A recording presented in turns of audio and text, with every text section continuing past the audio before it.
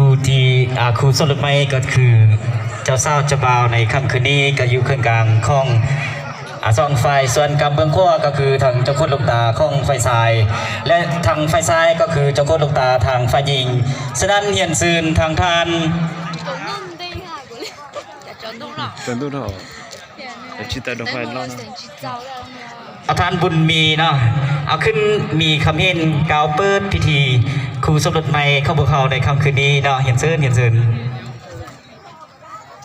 มีคำเห็นปลาไส้เนาะ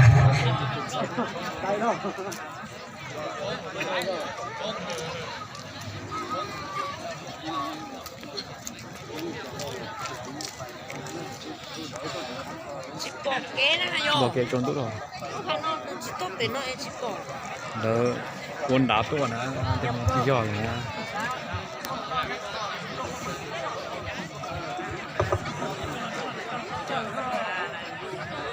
สบายดีบรรทานและแก้เกียรติท่านสุภาพบุรุษสุภาพสตรีของเรา